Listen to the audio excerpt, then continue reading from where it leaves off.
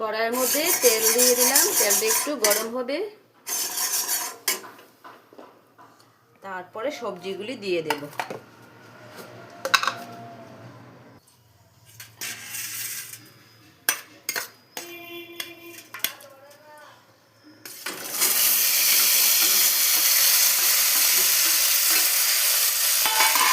সবজিগুলি দিয়ে দিলাম, একটু ভেজে নিচ্ছি। তার মধ্যে লবণ দিয়ে দিলাম একটু, তারপরে হলুদ দেব।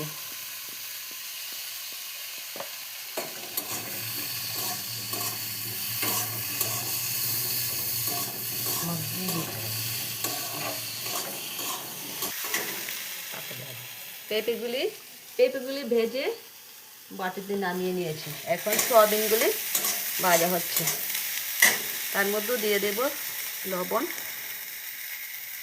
হলুদ,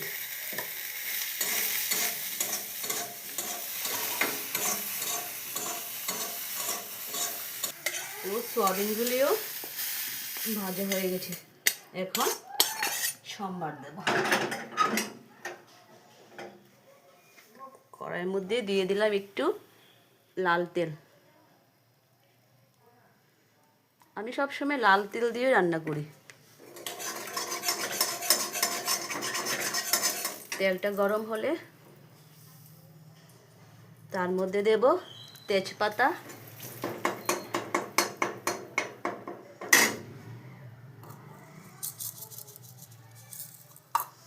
তারপর দেব পাঁচফোড়ন,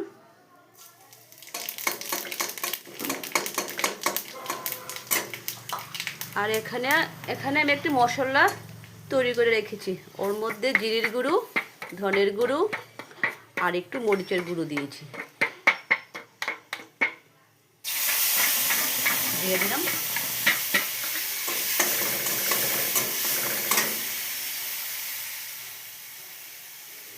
একটু ধুয়ে জল দিয়ে দিলাম।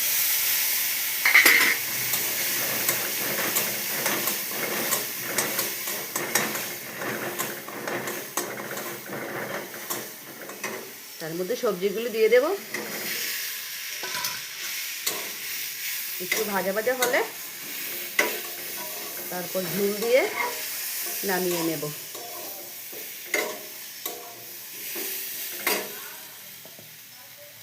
একটু হলুদ দিয়ে দিলাম।